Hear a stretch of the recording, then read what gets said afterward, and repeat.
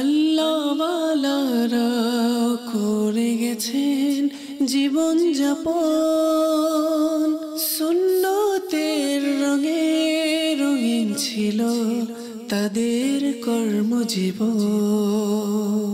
আলহামদুলিল্লাহি রাব্বিল আলামিন ওয়াসসালাতু ওয়াসসালামু আলা সাইয়্যিদিল মুরসালিন আম্মা বা'দ ফাআউযু বিল্লাহি মিনাশ শাইতানির রাজীম বিসমিল্লাহির রহমানির রহিম সালাতু ওয়াসসালামু আলাইকা ইয়া রাসূলুল্লাহ ওয়া আলা আলিকা ওয়া আসহাবিকা ইয়া হাবিবাল্লাহ সালাতু ওয়াসসালামু আলাইকা ইয়া নবিয়াল্লাহ ওয়া আলা আলিকা ওয়া আসহাবিকা ইয়া নূরাল্লাহ। মাদানী চ্যানেল দর্শক শ্রোতা, আপনাদের সকলকে জানাই আন্তরিক শুভেচ্ছা ও মোবারকবাদ। মাদানী চ্যানেল বাংলার ধারাবাহিক অনুষ্ঠান বুজুর্গদের কর্মজীবন। মাদানী চ্যানেল দর্শক শ্রোতা, আসুন আমরা অনুষ্ঠানের শুরুতেই দুরূদ শরীফ পাঠ করার ফজিলত সম্পর্কিত একটি হাদিসে মোবারকা শ্রবণ করি। আমিরুল মুমিনিন হজরত মাওলায়ে কায়নাত আলীউল মুর্তজা রাদিয়াল্লাহু তাআলা আনহু থেকে বর্ণিত, আল্লাহ পাক জান্নাতে একটি বৃক্ষ সৃষ্টি করেছেন, সুবহানাল্লাহ, যার ফল আপেলের চেয়ে বড় এবং আনারের চেয়ে ছোট, মাখনের চেয়ে নরম, মধুর চেয়েও মিষ্টি এবং মেশকের চেয়েও অধিক সুগন্ধিময়। উক্ত বৃক্ষের শাখাসমূহ মণিমুক্তার এবং কাণ্ড স্বর্ণের এবং পাতা মূল্যবান পাথরের। সেই বৃক্ষের ফল একমাত্র সেই খেতে পারবে যে নবী করিম রউফুর রহিম সাল্লাল্লাহু আলাইহি ওয়াসাল্লামের উপর অধিক পরিমাণে দুরূদ শরীফ পাঠ করবে। সুবহানাল্লাহ। সাল্লু আলাল হাবিব সাল্লাল্লাহু তাআলা আলা মুহাম্মদ সাল্লাল্লাহু তাআলা আলাইহি ওয়া আলিহি ওয়াসাল্লাম। আল্লাহ তাআলা আমাদেরকে এই বরকতময় হাদিসকে স্মরণ রেখে এই নিয়ামত হাসিল করার উদ্দেশ্যে আমাদেরকে বেশি বেশি দুরূদ শরীফ পাঠ করার আল্লাহ তাআলা তৌফিক দান করুক। মাদানী চ্যানেল দর্শক শ্রোতা, আমাদের অনুষ্ঠান বুজুর্গদের কর্মজীবনে আমরা ধারাবাহিকভাবে বুজুর্গদের জীবনী থেকে আমরা বিভিন্ন পেশা নিয়ে আলোচনা করি।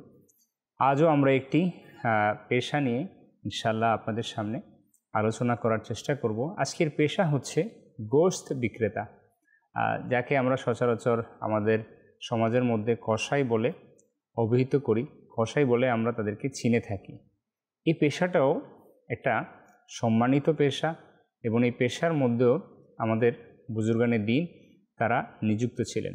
আমরা শুনব তাদেরই জীবনী থেকে যে তারা তাদের জীবনে এই পেশাকে কিভাবে নির্বাহ করেছেন তাদের জীবনে। শুরুতে মাদানী চ্যানেল দর্শক শ্রোতা, আমরা একটা চমৎকার ঘটনা শ্রবণ করব হজরত মুসা আলাইহিস সালামের যুগের। আর এই ঘটনাটি শাইখে তরিকত আমির আহলে সুন্নাত হজরত মাওলানা আবু বিলাল মোহাম্মদ ইলিয়াস আত্তার কাদরি জিয়াই দামাত বরকতুল আলিয়া তার নিজ রিসালা সামুদ্রিক গম্বুজ এর পৃষ্ঠা নম্বর 7 এর মধ্যে বর্ণনা করেন। হযরত সাইয়েদনা মুসা আলা নবিয়িনা ওয়া আলাইহি সাল্লাতু ওয়াসসালাম একবার আল্লাহ পাকের দরবারে আরজ করল, হে আল্লাহ, আমাকে আমার জান্নাতের সঙ্গীর সাথে সাক্ষাৎ করিয়ে দিন। দুনিয়াতে এমন ব্যক্তি আমার আপনার থাকবে যাকে কাল কিয়ামতের ময়দানে যদি আল্লাহ পাক আমাকে আপনাকে জান্নাতে যাওয়ার তৌফিক দেন, জান্নাতে যাওয়ার রাস্তা খুলে দেন, তাহলে ওই ব্যক্তি দুনিয়ার সেও আমার সাথে জান্নাতের সঙ্গী হিসেবে থাকবে। তো মুসা আলাইহিস সালাম আল্লাহ তাআলার কাছে আরজ করলেন সেই ব্যক্তির সাথে সাক্ষাৎ করার জন্য। আল্লাহ তাআলা ইরশাদ করলেন, অমুক শহরে যাও আর অমুক কসাই অর্থাৎ একজন গোশত বিক্রেতা তোমার জান্নাতের সঙ্গী। হযরত মুসা আলাইহিস সালাম তো কিছুটা হতবাক হয়েছেন, একজন গোশত বিক্রেতা আমার জান্নাতের সঙ্গী। তো সেই কসাইকে তিনি তালাশ করতে করতে অজানা হওয়া সত্ত্বেও তাকে তিনি খোঁজ করে বের করলেন। যখন হযরত সাইয়েদনা মুসা আলাইহিস সালাম সেই গোশত বিক্রেতা অর্থাৎ কসাইয়ের নিকট তাশরিফ নিয়ে গেলেন, যখন তিনি জানলেন যে হযরত মুসা আলাইহিস সালাম, তাকে তিনি চিনলেন না, কিন্তু তিনি জানলেন যে তিনি একজন মুসাফির এবং একজন মেহমান, তাই তিনি তার মেহমানদারির জন্য তাকে তার সাথে বাসায় নিয়ে গেলেন। তিনি তখনও জানতেন না তিনি আল্লাহর নবী হযরত মুসা আলাইহিস সালাম। যখন খাবার খেতে বসলেন তখন হযরত মুসা আলাইহিস সালাম তিনি দেখলেন যে ওই ব্যক্তি কসাই তিনি যখন খাবার খাচ্ছেন প্রতিবেলায় তিনি এক লোকমা নিজে খাচ্ছেন এবং 2 লোকমা তার পাশে ঝুড়ি জাতীয় একটা বস্তু রাখা ছিল, সেটার মধ্যে তিনি ঢালছিলেন। তো রাখছেন বারবার। তো এটা এমতো অবস্থায় কেউ একজন ওই কসাই ব্যক্তির ঘরের দরজায় কড়া নাড়ল, আর ওই ব্যক্তি উঠে গেল। সেই মুহূর্তে হযরত সাইয়েদনা মূসা আলাইহিস সালাম দেখলেন সেই ভিতরে, অর্থাৎ সেই ঝুড়ির ভিতরে কি ছিল। তিনি দেখলেন যে একজন অতিশয় বৃদ্ধ এবং বৃদ্ধা রয়েছে। হযরত মূসা আলাইহিস সালামের উপর যখন দৃষ্টি পড়ল ওই বৃদ্ধ আর বৃদ্ধার, তারা উভয়ে তাকে দেখে মুস্কি হাসি দিল আর এবং রিসালাতের সাক্ষ্য দিতে দিতে তারা ইন্তেকাল করলো। আল্লাহু আকবার। কসাই যখন ফিরে আসলো এবং যখন জাম্বিল অর্থাৎ সেই খেজুরের পাতা দ্বারা বানানো ঝুড়ি, তার পিতামাতা তারা ছিল ওইখানে। তো তিনি দেখলেন যে তারা উভয়ে মৃত্যুবরণ করেছেন। তিনি বিষয়টি বুঝে গেলেন এবং সে তার অর্থাৎ মূসা আলাইহিস সালামের হাত চুম্বন করলেন এবং আরজ করলেন, আপনি আল্লাহর নবী হযরত মূসা আলাইহিস সালাম। তো হযরত মূসা আলাইহিস সালাম ইরশাদ করলেন, তুমি কিভাবে জানলে? তো তিনি আরজ করলেন, আমার বাবা মা প্রতিদিন কেঁদে কেঁদে দোয়া করতেন, হে আল্লাহ, আমাদেরকে হযরত মূসা আলাইহিস সালামের সাক্ষাতে মৃত্যু নসিব করুন। আল্লাহু আকবার। তাদের দুজনের এই হঠাৎ মৃত্যুতে আমার ধারণা হলো আপনি হযরত সাইয়েদনা মূসা আলাইহিস সালাম। সেই কসাই গোশত বিক্রেতা আরও আরজ করলো, আমার মা বাবা যখন খাবার শেষ করতেন তখন আল্লাহ তাআলার দরবারে দোয়া করতেন, আমার ছেলেকে তুমি আল্লাহ জান্নাতে হযরত মূসা আলাইহিস সালামের সঙ্গী করে নাও। সুবহানাল্লাহ। হযরত সাইয়েদনা মূসা আলাইহিস সালাম ইরশাদ করলেন, তোমার জন্য মোবারকবাদ, আল্লাহ তাআলা তোমাকে আমার জান্নাতের সঙ্গী করেছে। সুবহানাল্লাহ। সাল্লু আলাল হাবিব সাল্লাল্লাহু তাআলা আলা মুহাম্মদ সাল্লাল্লাহু তাআলা আলাইহি ওয়া আলিহি ওয়াসাল্লাম। আমাদের ছেলে দর্শক শ্রোতা, চমৎকার এই ঘটনা থেকে আমরা জানতে পারলাম যে একজন গোশত বিক্রেতা তিনি হবেন হযরত মূসা আলাইহিস সালাম, আল্লাহর নবী পয়গম্বর মূসা কালিমুল্লাহ আলা নবিয়িনা ওয়া আলাইহিস সালাতু ওয়াস সালামের জান্নাতের সঙ্গী। তো আমাদের ছেলে দর্শক শ্রোতা, এই কসাই, এই গোশত বিক্রেতা, তার পেশা ছিল গোশত বিক্রি করা, কিন্তু সে আল্লাহ তাআলার নৈকট্যশীলতা অর্জন করেছে, যার কারণে আল্লাহ তাআলা তাকে মূসা আলাইহিস সালামের জান্নাতের সঙ্গী বানিয়ে নিয়েছেন। আমাদের আজকের বিষয় হচ্ছে গোশত বিক্রেতা, কসাই। আমরা আরও শুনব বুজুর্গানে দিন যারা রয়েছেন তাদের জীবনী থেকে আরও কারা কারা এই পেশায় নিযুক্ত ছিলেন এবং এই কাজকে তারা নির্বাহ করেছেন। হযরত সাইয়েদনা আবু আবদুল্লাহ জুবাইর বিন আওয়াম রাদিয়াল্লাহু তাআলা আনহু, আল্লাহু আকবার, নবীজির সাহাবী, নবী করিম সাল্লাল্লাহু আলাইহি ওয়াসাল্লামের ফুপু হযরত সাইয়েদাতুনা সুফিয়া রাদিয়াল্লাহু তাআলা আনহা এর পুত্র, উম্মুল মুমিনিন হযরত সাইয়েদাতুনা খাদিজা রাদিয়াল্লাহু তাআলা আনহা এর ভাতিজা এবং সিদ্দিকে আকবর রাদিয়াল্লাহু তাআলা আনহু এর জামাতা। ইসলাম গ্রহণকারীদের মধ্যে তিনি হযরত সাইয়েদনা আবু আবদুল্লাহ জুবাইর বিন আওয়াম রাদিয়াল্লাহু তাআলা আনহু চতুর্থ অথবা পঞ্চম ব্যক্তি কিতাবের মধ্যে পাওয়া যায় এবং তিনি আশারায়ে মুবাশশারা অর্থাৎ জান্নাতের সুসংবাদ প্রাপ্ত 10 জন সাহাবীদের মধ্যে তিনি একজন। সুবহানাল্লাহ। মাদানী দর্শক শ্রোতা, তিনি রাদিয়াল্লাহু তাআলা আনহু 11ই জুমাদিউল উখরা অর্থাৎ 36 হিজরিতে তিনি যুদ্ধ শেষে ফিরে যাচ্ছিলেন। তখন আমর বিন জারমুজ নামক এক ব্যক্তি সাফওয়ান নামক স্থানে তাকে প্রতারণার সাথে শহীদ করে। তার বয়স তখন 64 বছর ছিল।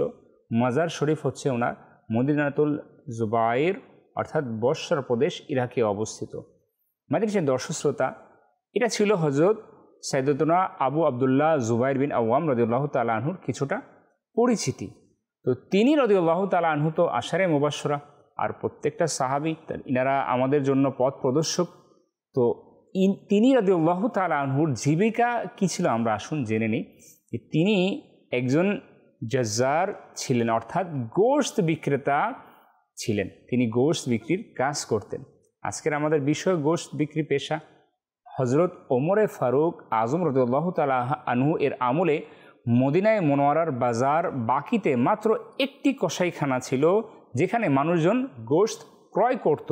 সেটার মালিক ছিল হযরত সাইয়েদাতুনা জুবাইর রাদিয়াল্লাহু তাআলা আনহু। তো আমাদের সে দর্শক শ্রোতা, তিনি রাদিয়াল্লাহু তাআলা আনহু এর পুত্র এবং তাবি বুজুর্গ হযরত সাইয়েদনা উরওয়া রাদিয়াল্লাহু তাআলা আনহু বর্ণনা করেন যে হযরত সাইয়েদনা জুবাইর রাদিয়াল্লাহু তাআলা আনহু মিশর, ইস্কান্দারিয়া এবং কুফাতে তিনি রাদিয়াল্লাহু তাআলা আনহুর জমি জায়গা ছিল এবং বসত বাড়িও তার ছিল, যা থেকে তিনি অর্থ উপার্জন করতেন এবং মদিনার বিভিন্ন বস্তি থেকেও তিনি অর্থ উপার্জন করতেন।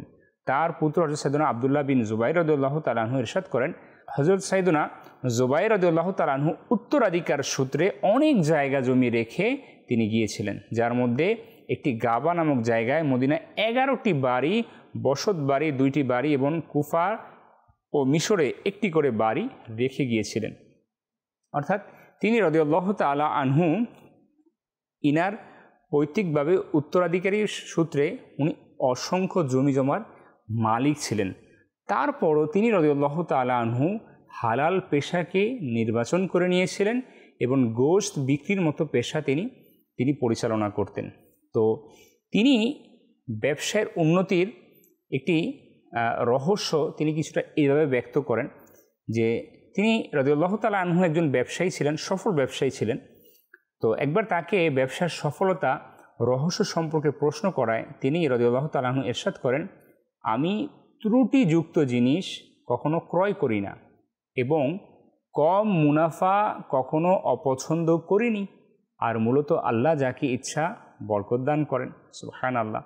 একে তো সততা, দ্বিতীয়ত হচ্ছে লোভ কম, তৃতীয়ত হচ্ছে আল্লাহ তাআলার উপর ভরসা। তিনটার সমন্বয়ে ওনার ব্যবসায় সফলতা। আল্লাহু আকবার। আমরা যারা ব্যবসায় আমরাও চাইলে এই রহস্যকে নিজেদের মধ্যে, অর্থাৎ এই যে ওনার চিন্তাধারা, ওনার যে পলিসি ছিল, এটাকে আমরা আমাদের ব্যবসার মধ্যে অ্যাপ্লাই করতে পারি। তিনি রাদিয়াল্লাহু তাআলা আনহু তো একজন গোশত বিক্রেতা ছিল, তো তার পাশাপাশি তিনি যেই তার পরিচিতি ছিল, তিনি একজন দানবীর ছিলেন। আমরা যে পেশায় থাকি না কেন, আমাদের এই পেশার সাথে সাথে আল্লাহ তাআলার দরবারে আল্লাহ পাকের কাছে আমাদের পরিচিতি এটাও থাকতে হবে আল্লাহর রাস্তায় খরচ করার। অর্থাৎ আল্লাহ তাআলা যে সম্পদ আমাকে দিচ্ছে সেটা আল্লাহ তাআলার রাস্তায় ব্যয় করার। হযরত সাইয়েদনা জুবাইর বিন আওয়াম রাদিয়াল্লাহু তাআলা আনহু এর 1000 গোলাম ছিল, যারা মানুষের কাছ থেকে জমির প্রাপ্ত মুনাফা সংগ্রহ করে তার নিকট নিয়ে যেত। যখন সেই অর্থ তিনি রাদিয়াল্লাহু তাআলা আনহু এর কাছে চলে আসতো, তিনি সারা রাত সেগুলোকে বন্টনের জন্য সারা রাত কাটিয়ে দিতেন। আল্লাহু আকবার। অতঃপর তিনি খালি হাতেই বাড়ি ফিরে যেতেন। তো একবার তিনি একটি বাড়িকে 6 লাখ বিক্রি করেন। তখন কেউ একজন বলল, আপনার এই ব্যবসা তো লস হয়েছে।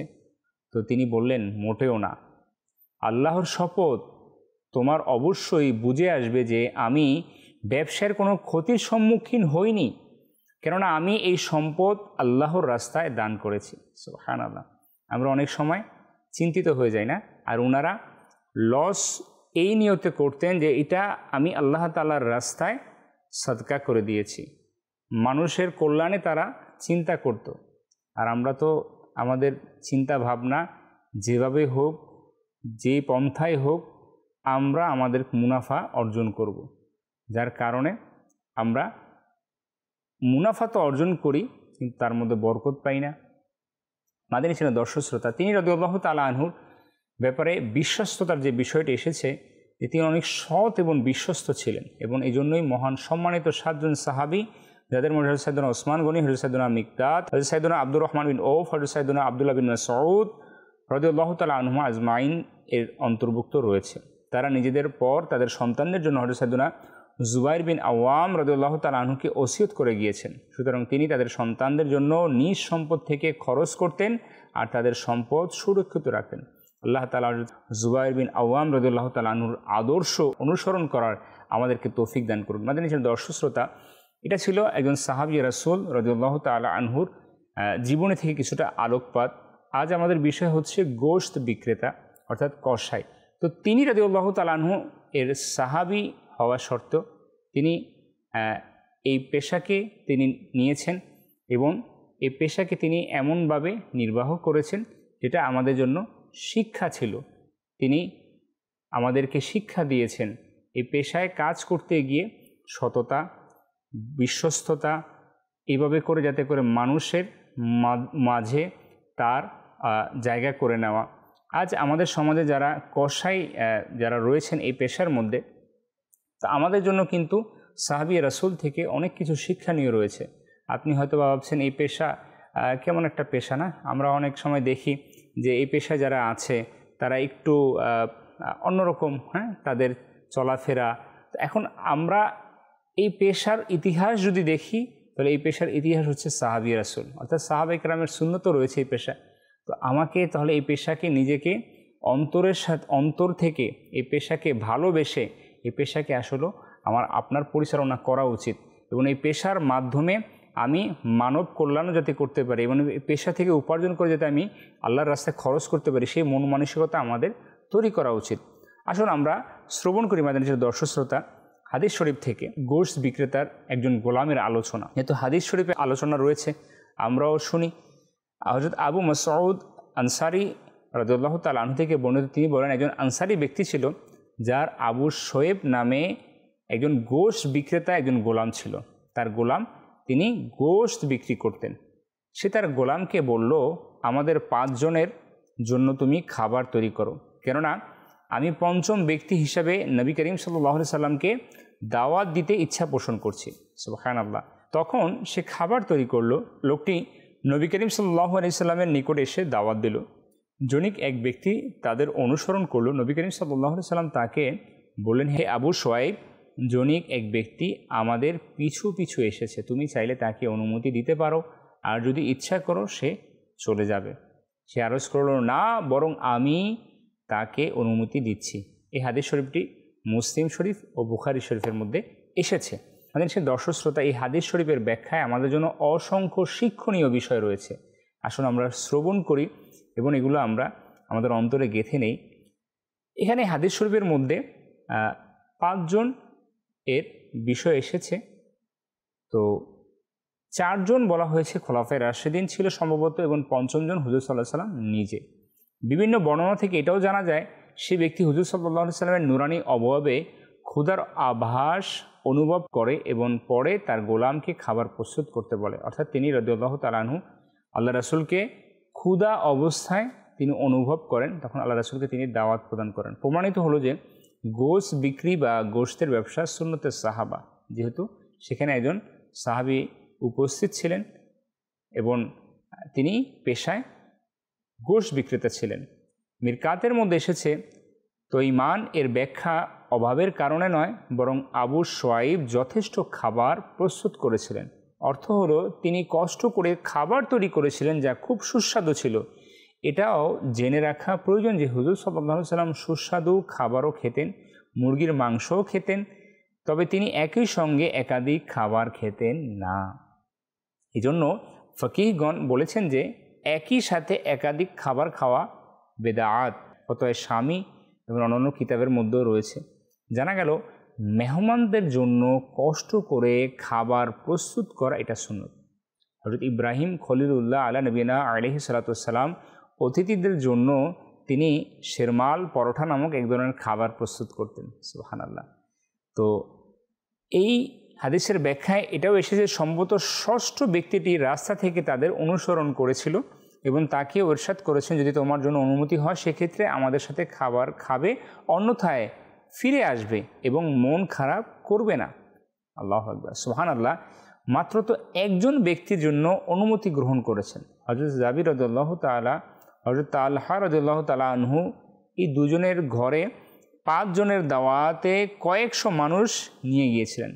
এই 2 সাহাবী রাসূলের ব্যাপারে এসেছে, যখন তাদের ঘরে দাওয়াত হয়েছিল তখন সেখানে কয়েকশো মানুষ হাজির হয়েছিল, কয়েকশো সাহাবায়ে কেরাম, এবং তাদের খাবারের ব্যবস্থাও তারা গ্রহণ করেছেন। এখানে উক্ত হাদিসের শরঈ যে মাসালা বয়ানের উদ্দেশ্য এবং সেই হাদিসে আল্লাহ প্রদত্ত ক্ষমতা এবং রাজত্ব প্রকাশ উদ্দেশ্য ছিল যে হুজুর সাল্লাল্লাহু আলাইহি সাল্লাম আমাদের সকলের মালিক এবং সকল উম্মত তার গোলাম। মালিকের অধিকার রয়েছে যে নিজ গোলামের দাওয়াতকে যাকে ইচ্ছার সাথে নিয়ে আসতে পারবে, কেননা গোলামের সম্পদ মূলত মালিকের সম্পদ। এটা তো সাহাবায়ে কেরামের একটা আদর্শ ছিল, সাহাবায়ে কেরামের আকীদা ছিল। সাহাবায়ে কেরাম যখনই কিছু বলতো, ইয়া রাসূলুল্লাহ, আমার জান, আমার মাল, আমার দৌলত সব কিছু তো আপনার, আমি নিজেও আপনার। আল্লাহু আকবার। হুজুর সাল্লাল্লাহু আলাইহি সাল্লাম নিজ মুজিজা দ্বারা খাবারের ব্যবস্থা করেছেন, কেননা খাবার শেষেও খাবারের কোনো প্রকার স্বল্পতা সেখানে দেখা যায়নি। আর যেহেতু কোনো খরচ করার পরেও যখন সেখানে কোনো ধরনের কমতি হয় না, সেখানে অনুমতি দেওয়া বা না দেওয়ার কোনো বিষয় থাকে না। কূপ এবং নদী থেকে আমন্ত্রিত ব্যক্তি সবাই পানি পান করে, তবে কারো বাড়ির পানি পানের অনুমতি নিতে হবে। ইসালে সওয়াবের একই হুকুম, যদি নির্দিষ্ট কোনো ব্যক্তির জন্য খাবার রান্না হয় তাহলে সেই ব্যক্তির সাথে সাথে সকল উম্মতে রাসূল এর জন্য ইসালে সওয়াব করা যাবে। এই বিষয়টি আমাকে আপনাকে মনে রাখতে হবে। এখানে আরেকটি বিষয় এসেছে হাদিসের ব্যাখ্যায়, এখান থেকে দাওয়াত সম্পর্কিত অনেক মাসআলা জানা যায়। প্রথমত, কোনো ব্যক্তি নিমন্ত্রণ ব্যতীত যেন কোনো দাওয়াতে না যায়। দ্বিতীয়ত, আমন্ত্রিত ব্যক্তি নিজের সাথে অপরিচিত কাউকে যেন না নিয়ে যায় এবং নিয়ে যায়, কিন্তু প্রচলিত ধারা এর অন্তর্ভুক্ত না। যেমন বাদশাহ তার কর্মচারী বা দেহরক্ষীকে নিজেদের সাথে নিয়ে যায়, যারই গার্ড আছে, যারই কর্মচারী আছে, তো তাকে সাথে নিয়ে যায়, কেননা সবাই জানে বাদশার সাথে তারা থাকবেই, মালিকের সাথে কর্মচারী থাকবেই, অনেক সময় ড্রাইভার থাকবেই। তো তৃতীয়ত, অপরিচিত কাউকে নিলে অনুমতি নিতে হবে। চতুর্থ হচ্ছে, অপরিচিত ব্যক্তি অনুমতি ব্যতীত যেন আমন্ত্রণকারীর ঘরে প্রবেশ না করে। অর্থাৎ এই বিষয়টা আমাদের মাথায় রাখতে হবে। যখনই আমরা কারো বিয়ের দাওয়াতে যাই, অনুষ্ঠানে যাই, আমরা যদি আমাকে একা দাওয়াত প্রদান করা হয় তাহলে সেখানে আমাকে একাই যেতে হবে। যদি আমাকে পরিবারবর্গ দেওয়া হয় তাহলে এখানে আমার পরিবারের সদস্য তারাই যাবে আমার সাথে, এবং যে জানে যে আমাকে দাওয়াত প্রদান করেছে, নিমন্ত্রণ করেছে, সেও জানে যে আমার পরিবারের সদস্যরা। এখানে যদি আদার্স পারসন অথবা নতুন কোনো ব্যক্তি যায়, নতুন কাউকে আমি নিয়ে যাই যাকে ওই নিমন্ত্রিত ব্যক্তি চিনে না, তাহলে আমাকে তাকে অবগত করতে হবে, আগে থেকে জানাতে হবে, না হলে এটা আমার জন্য ঠিক হবে না। পঞ্চম যে বিষয়টি, কোনো অতিথি খাওয়ার সময় কোনো আগত ব্যক্তিকে যেন খাওয়ার জন্য কোনো প্রকার অর্ডার না করে, যে আসুন খাবার খেয়ে নিন, কারণ মেহমান খাবারের মালিক না। আল্লাহ আল্লাহ আল্লাহ। ষষ্ঠ, এক টেবিলের মানুষ অন্য টেবিলের কাউকে সেখান থেকে যেন কিছু না দেয়, তবে হ্যাঁ, এক টেবিলের লোক একে অন্যকে যা ইচ্ছা দিতে পারে। কোনো ফকিহবিদদের মতে অতিথিরা কোনো অপরিচিত কুকুরকেও হাড্ডি দিতে পারবে না। আল্লাহু আকবার। যদি মালিকের কুকুর হয় তাহলে তাকে দিতে পারবে। আসলে বিষয়গুলো খুবই সেন্সিটিভ, আমরা চিন্তা করি না। তো আপনি দাওয়াত খেতে বসেছি, এখানে আমার পরিচিত একজন কে আসছে, আমিও মেহমান, তিনিও মেহমান, আমি তাকে বলতেছি আসুন আসুন বসুন, আপনি খেতে বসুন। তো এখানে এই বিষয়টি শ্রেয় নয়, এটা আমরা জানতে পারলাম। এরপর বলা হয়েছে কোনো ফকিহবিদদের মতে যে কুকুরকেও ওই দাওয়াতের যে খাবারের ঝুঠা হাড্ডি এটা দেওয়া যাবে না। হ্যাঁ, এটা হয়তোবা ওই মালিকের যদি কুকুর হয় তাকে দেওয়া যাবে। তো এখানে আসলে এই বিষয়গুলো আমাদের জন্য যারা ফকিহ রয়েছেন, যারা হাদিসের ব্যাখ্যাকারক রয়েছেন, যারা মুফাসসিরিন রয়েছেন, তারা আমাদের জন্য মাসালাগুলো সহজ করেছেন যাতে আমরা না জেনে কোনো ভুল না করে বসি। আমাদের যে দর্শক শ্রোতা, আমাদের অনুষ্ঠান হচ্ছে বুজুর্গদের কর্মজীবন, আর আমাদের বিষয় হচ্ছে গোশত বিক্রেতা অর্থাৎ কসাই। আমরা শুনছিলাম একটি হাদিসের ব্যাখ্যার আলোকে অসংখ্য মাসনা মাসাইল। আমরা যাব আমাদের এই গোশত বিক্রেতা বিষয়ের আরেকজন বুজুর্গ, ইনার জীবনী থেকে একটি আলোচনা। হযরত সাইয়্যিদুনা মুহাম্মদ বিন নাশিদ হেলালি রহমাতুল্লাহ তাআলা আলাইহি থেকে বর্ণিত যে হযরত সাইয়্যিদুনা বকর বিন আবদুল্লাহ মজনী রহমতুল্লাহ বলেন, এক কসাই গোশত বিক্রেতা তার প্রতিবেশী এক দাসীর প্রেমে পড়ে যায়। একবার মালিক তার দাসীকে কোনো কাজে পাশের একটি গ্রামে পাঠালে সেই কসাই তার পিছনে পিছনে আসতে লাগে এবং তার কাছে তার মনের অভিপ্রায় প্রকাশ করল। দাসী বলল, এমন করো না, আমিও তোমাকে অনেক ভালোবাসি, কিন্তু আমি আল্লাহকে ভয় করি। গোশত বিক্রেতা ওই ব্যক্তি যখন এই কথা শুনল, সে তখন বলল, তুমি যদি আল্লাহ তাআলাকে ভয় করো তাহলে আমার তাকে অধিক ভয় করা প্রয়োজন। সুতরাং সে তার ইচ্ছা থেকে বিরত থাকলো এবং সাথে সাথে তওবা করলো। সুবহানাল্লাহ। তখনই সে খুবই তৃষ্ণার্ত হয়ে পড়ে যে মৃত্যুর উপক্রম হয়। হঠাৎ বনী ইসরায়েলের কোনো নবী আলাইহিস সালাম এর দূত তার নিকট আসলো এবং তাকে জিজ্ঞাসা করে যে কি হয়েছে। বলল যে খুবই তৃষ্ণার্ত। বার্তাবাহক বলল, এসো আল্লাহ তাআলা দরবারে দোয়া করি যেন গ্রামে যাওয়া পর্যন্ত কোনো মেঘ দ্বারা আমাদের উপর ছায়া প্রদান করেন। কসাই বলল, আমার কোনো এমন আমল নেই যে আমার দোয়া করলে আল্লাহ তাআলা দোয়াকে কবুল করে নেবে। তো সেই বার্তাবাহক বলল, আমি দোয়া করছি, তুমি অন্তত আমিন বলো। সুতরাং কসাই সেই বার্তাবাহকের দোয়ায় আমিন বলতে লাগলো এবং মেঘের টুকরো তাদের গ্রামে পৌঁছা পর্যন্ত ছায়ায় তাদেরকে ঢেকে রাখে। গ্রামে পৌঁছে কসাই যখন তার বাড়ির দিকে যাচ্ছিল, সেই মেঘের টুকরো তখন তার সাথে সাথে ছায়া দিতে দিতে তার সাথে সাথে যাচ্ছিল। বার্তাবাহক তখন দেখে বলল, তুমি তো বলেছিলে যে তোমার কোনো নেক আমল নাই, এজন্য আমি দোয়া করেছি আর তুমি আমিন বলেছ, সুতরাং মেঘ আমাদের ছায়া প্রদান করেছে। এখন দেখি যে তোমার সাথে মেঘ চলে যাচ্ছে, আসল ঘটনা আমাকে বলো। কসাই সব ঘটনা খুলে বলল। দূত বলল, নিশ্চয়ই তওবাকারীকে আল্লাহ তাআলার দরবারে এমন স্থানে পৌঁছে দেয় যেখানে অন্য কোনো আল্লাহর সৃষ্টি পৌঁছাতে পারে না। সুবহানাল্লাহ। অর্থাৎ তওবা এটা আল্লাহ তাআলার দরবারে অধিক সম্মানিত একটি বিষয়, যে তওবা করে আল্লাহ তাআলা তাকে অধিকতর সম্মান প্রদর্শন করে।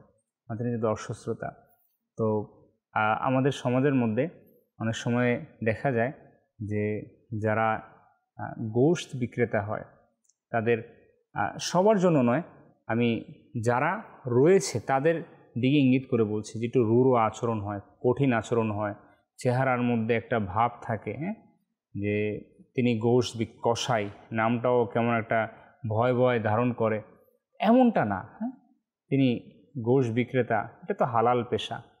তো তার অন্তর কঠোর নয়, তার অন্তর হতে হবে আল্লাহ তাআলার ভয়ে, সব সময় বিনয়ী হতে হবে তাকে। হ্যাঁ, গোশত বিক্রেতা সেও আল্লাহওয়ালা হবে। এটাই আমাদের পূর্বের বুজুর্গানের দিনদের জীবনী থেকে ইতিহাস সাক্ষী রয়েছে। আপনি গোশত বিক্রেতা হন, কোনো সমস্যা নেই, এটি হালাল পেশা, সুন্নতে সাহাবা। আজকে জেনে নিন যারা পূর্বে জানেননি, তো এটা তো আপনার জন্য অনেক বড় আল্লাহ তাআলার তরফ থেকে দয়া যে আপনি সুন্নতে সাহাবা আদায় করছেন। তো এখন এটাকে হালালভাবে কিভাবে করা যায়, এটা আপনাকে এখন চিন্তা করতে হবে। অনেক সময় গোশত বিক্রেতার দিকে আমরা সমাজের মানুষ আঙ্গুল তুলি, যে গোশত বিক্রেতারা তাদের কার্যক্রমের মধ্যে অনেক সময় ওজনে কম দিয়ে থাকে, মাংসের মধ্যে ভেজাল দিয়ে থাকে, অর্থাৎ চর্বি বেশি দিয়ে দেয়, মাংস কম দিয়ে দেয়, হাড্ডি বেশি দিয়ে দেয়। হ্যাঁ, তো এখন এই যে বিষয়গুলো, এটা আপনাকে সততা অবলম্বন করতে হবে এবং আপনার যে গ্রাহক রয়েছে তার অন্তরে বিশ্বস্ততা আপনার উপার্জন করতে হবে এবং আপনার এই পেশাকে মানুষের সামনে এটা আপনার সততার মাধ্যমে সেটাকে সম্মানিত পেশা হিসেবে তুলে ধরতে হবে। মাতৃ দর্শক শ্রোতা, আমরা শুনলাম আজ বুজুর্গদের কর্মজীবন অনুষ্ঠানে গোশত বিক্রেতা কসাই এই পেশার আলোচনা। আমরা শুনলাম শুরু থেকে সাহাবী রাসূল এই পেশায় নিযুক্ত ছিলেন বুজুর্গানের দিন, মুসা আলাইহিস সালাম এর জান্নাতের সঙ্গীও হবেন একজন কসাই। তো আমরা এই পেশাটা আমরা সম্মানিত পেশা হিসেবে আমরা সবসময় বিবেচিত করব এবং যারা এই পেশায় নিযুক্ত রয়েছে তাদেরকেও আমরা সম্মান করব এবং যারা এই পেশার মধ্যে নিযুক্ত রয়েছেন তারাও এই পেশাকে যথাযথভাবে হালাল এবং সততার সাথে এই পেশাকে করার আমরা চেষ্টা করব। আল্লাহ তাআলা আমাদেরকে তৌফিক দান করুক। মাদানী চ্যানেল দর্শক শ্রোতা, যা কিছু আমরা শুনলাম আল্লাহ তাআলা আমাদেরকে এর উপর আমল করার তৌফিক দান করুক। আজ আমাদের অনুষ্ঠান এই পর্যন্তই, বিদায় নিব। ভালো থাকবেন, সুস্থ থাকবেন, মাদানী চ্যানেল বাংলার সঙ্গে থাকবেন। সাল্লাল্লাহু আলাল হাবিব সাল্লাল্লাহু তাআলা আলা মুহাম্মদ সাল্লাল্লাহু তাআলা আলাইহি ওয়া সাল্লাম। আল্লাহ ওয়ালারা করে গেছেন জীবন যাপন, সুন্নতের রঙে রঙিন ছিল তাদের কর্মজীবন।